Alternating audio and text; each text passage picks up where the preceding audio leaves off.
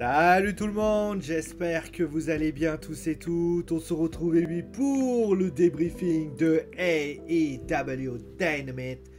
Dynamite qui avait fait un très bon show la semaine dernière, qui a été dans la continuité de AEW Revolution. Et donc la question était de savoir si la AEW, la All Elite Wrestling, allait continuer finalement, eh bien, en ce jour de Saint-Patrick, allait-il réussir finalement à avoir un sacré coup, pouvoir finalement être dans la continuité après tout ça et de pouvoir encore une fois voler le show parce que je rappelle que la semaine dernière, la AEW avait donc été le first show selon moi. Alors, et oui, donc il y avait des matchs, il y avait des segments, il y avait des choses qui étaient mises en place. Alors, au niveau des annonces qui avaient été mises en place, il y avait le premier match des Hardy Boys, on va pouvoir justement débriefer. On parlera également du AEW Women Championship. Si vous avez vu le titre, bien sûr, vous savez que le titre a changé de main.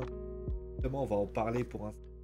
Et on va bien sûr parler également du nouveau clan détenu donc par Chris Jericho, qui est donc la Jericho Appreciation. Attendez, alors, voilà, The Jericho Appreciation Society, un truc comme ça, début, qui a lancé justement ça. Il y a également eu un TNT Championship entre Scorpio Sky et Wardlow, qu'on reviendra bien sûr là-dessus.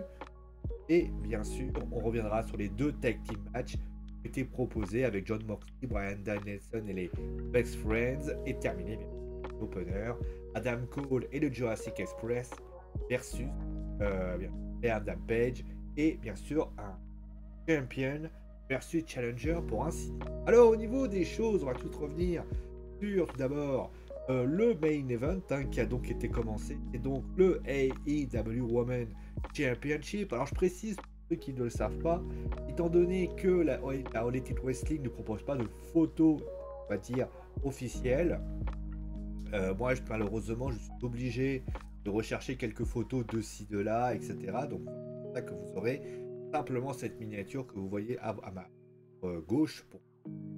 Alors au niveau du titre féminin, avant de parler bien sûr du fait qu'il y a ce changement de titre qui a donc été fait, on va parler d'abord du match.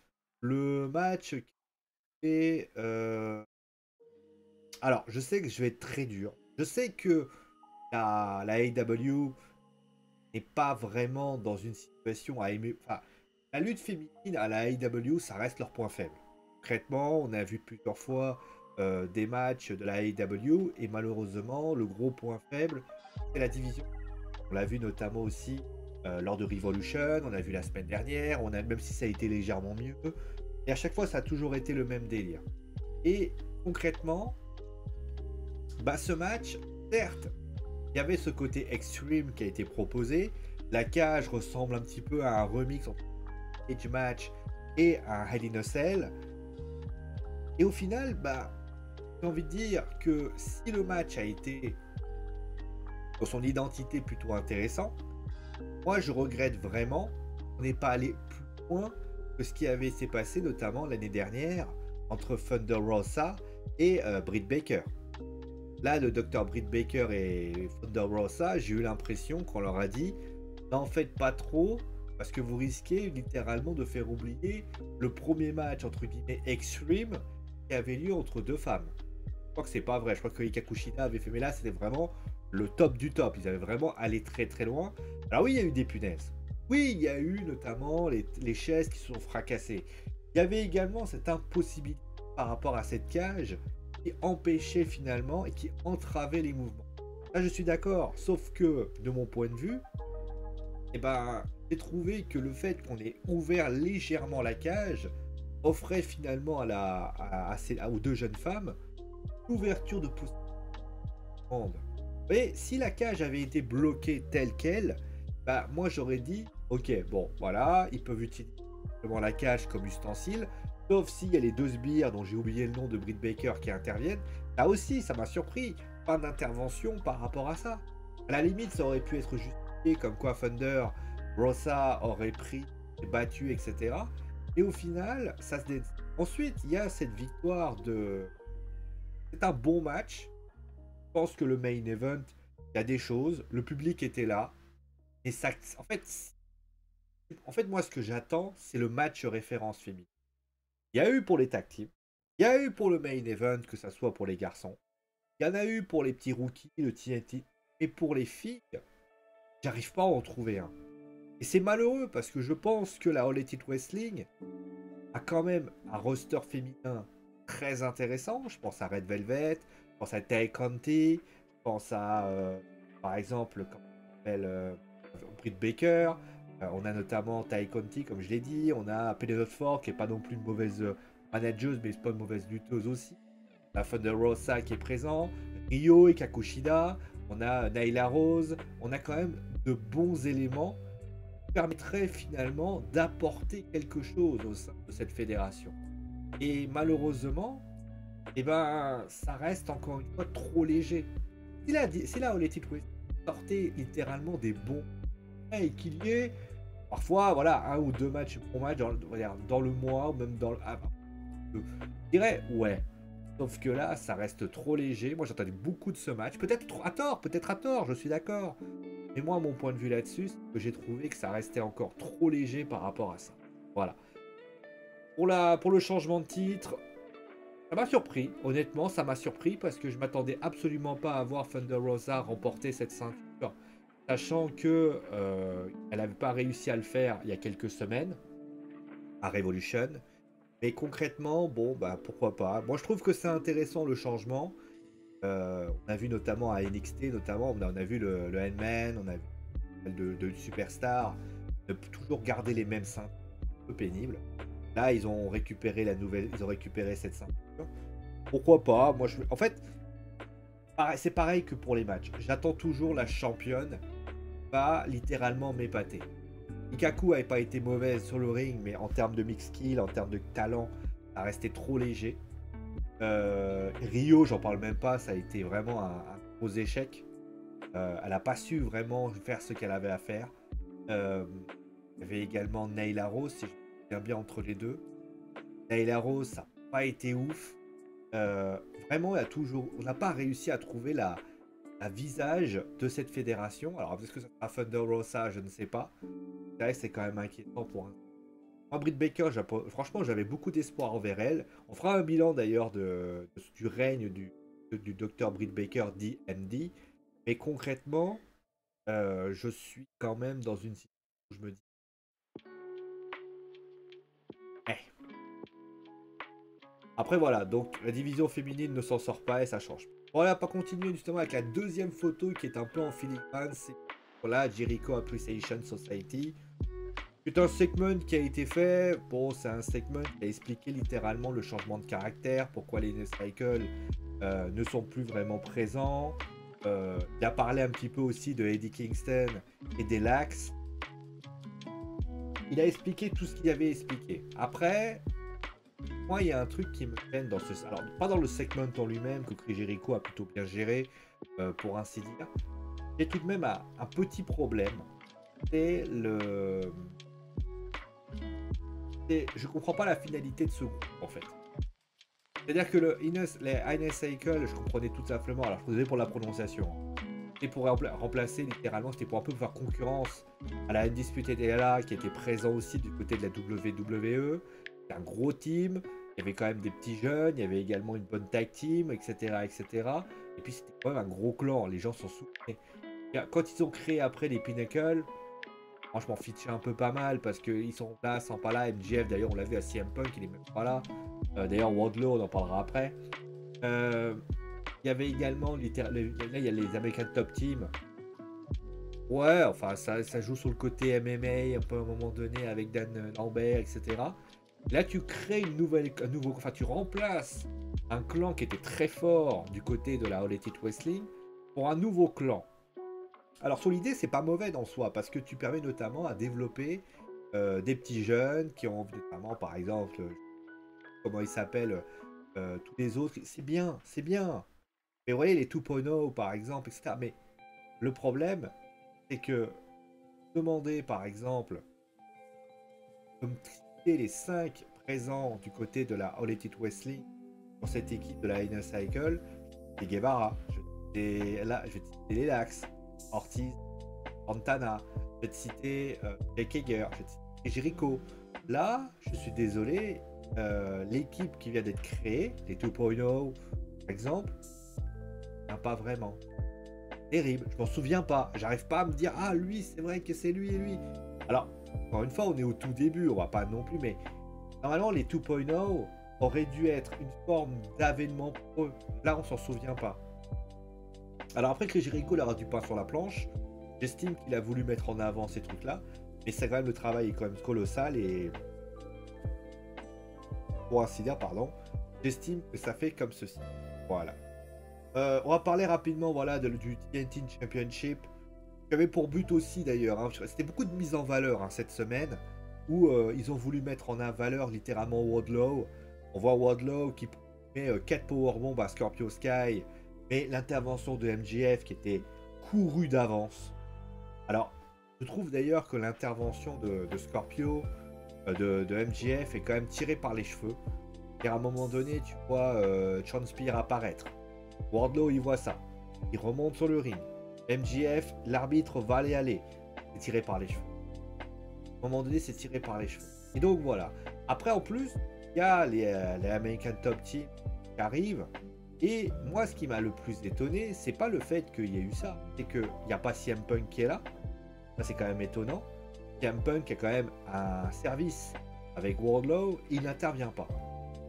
Alors, vous allez me dire, oui, mais ça veut dire qu'il aurait été en équipe avec lui. Ça aurait été un juste retour en arrière. Alors, pas forcément. Si Wardlow décide de faire équipe avec CM Punk, déjà, ça va permettre à Wardlow de travailler à ce qu'il sait faire. Sauf que, on est bien d'accord que Wardlow ne va pas être dans un titre, puisqu'il a perdu son titre. Il va avoir un match contre MJF. Ça veut dire que concrètement, Sean Spears et donc d'autres ne vont pas être mis en valeur. Il va avoir une vraie mise en valeur. Donc, à partir de ce moment précis, là, on a quand même du côté de la All Elite Wrestling, problématique, c'est que à CM Punk, on en fait quoi? Là, il y aurait pu avoir, je sais pas, un CM Punk plus manager, par exemple. Ça aurait été intéressant. Alors, vous allez me dire, oui, mais le mec, il doit lutter. En tag team, Sean Spears, CM Punk, etc. Donc, voilà, pour ainsi dire. Il y a eu également les interventions, par exemple, de Scorpio Sky, donc l'American Top Team. Pourquoi on n'a pas eu l'intervention, notamment, ça aurait pu être intéressant, Sammy Guevara et de Tay Conti. Tay Conti et Sammy Guevara se sont fait attaquer par l'équipe là. On a vu les interventions par rapport à ça. Ça aussi, ça m'a étonné. Je comprends pas pourquoi. Sammy Guevara qui était extrêmement silencieux, alors ce qu'il vendait sa blessure. Pas de petite chose qui m'a quand même étonné. Et pas trouvé ça très pertinent. Pour les Hardy Boys, vraiment grosse déception. Alors d'ailleurs, je vais quand même le faire en globalité puisqu'on a eu 3 tag teams qui ont été proposés. Donc ça veut dire les Red Dragon, Adam Cole contre les Jurassic Express et le Hangman Adam Page. John Moxley, Ryan Danielson contre les Best Friends. Et enfin les Hardy Boys qui faisaient face.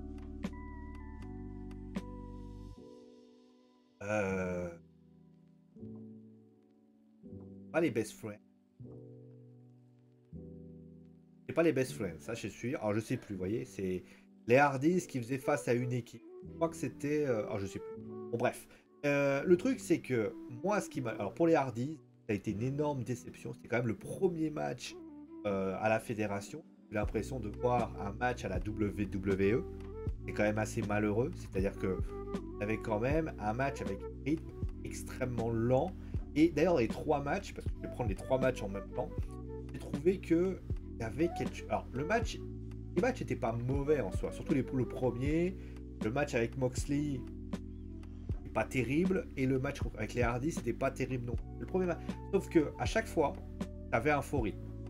T'avais un faux rythme mais qui était bizarre. C'est-à-dire que t'avais l'impression que ça voulait accélérer, et puis d'un seul coup, ça accélérait pas. Oui, John Moxley, Bryan Danielson, à un moment donné, tu te dis, ça va accélérer, ça va accélérer. Ben non. Même Red Dragon, Adam Cole, Jurassic Express, le Headman, Adam Page, ça commence à accélérer. Là, ça part bien, c'est pas poum. Alors d'ailleurs, bravo d'ailleurs pour la World Elite Wrestling d'avoir mis de la pub à chaque fois. C'est-à-dire que les mecs, ils ont mis de la pub à chaque match. Alors je sais pas si c'est une règle de la TBS, mais j'ai trouvé ça hallucinant. C'est-à-dire que les mecs mettent une pub à chaque fois qu'il y a un match. C'est-à-dire que le mec, le téléspectateur qui regarde ça, il se dit dans sa tête, c'est comme si moi demain par exemple, je suis en train de regarder et je vous mets ça. Alors, je vais pas vous mentir, hein, ça va très très vite vous gonfler au bout d'un moment. Donc, je pense que c'était une erreur qui était préjudiciable. Et cela a eu comme effet, voilà, de faire ça. Voilà. Bon, ben, le bilan, vous l'avez compris, le show est pas ouf, clairement. C'est un show moyen. Je vais pas aller plus loin, c'est un show très moyen qu'a proposé la AEW. Les tag teams étaient pas bons, voilà, je vous le dis, les tag teams étaient pas bons. Il n'y avait pas cette. C'est assez étonnant parce que les tag teams en général sont plutôt de bonne qualité du côté de la All Elite Wrestling. On a quand même 3 tag teams. Et les 3 tag teams sont quand même sur un truc assez bizarre. Le main event est pas mal, voilà, c'est un peu ça qui sauve un peu les meubles. Le segment de Chris Jericho est pas mal. Wardlow, pourquoi pas, ça peut tenir la cadence. Mais je le dis clairement, c'est pas très pertinent. C'est dommage parce que je pense qu'il y avait matière à travailler, je pense qu'on avait... Et j'ai comme le sentiment que la All Elite Wrestling avait besoin de faire un match. Après, ils se sont dit, on va y aller mollo cette semaine pour réaccélérer.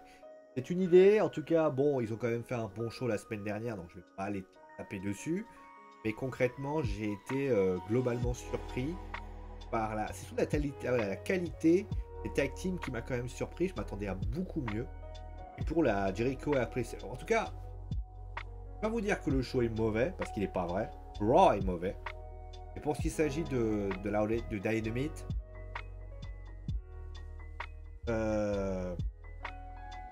ça se regarde.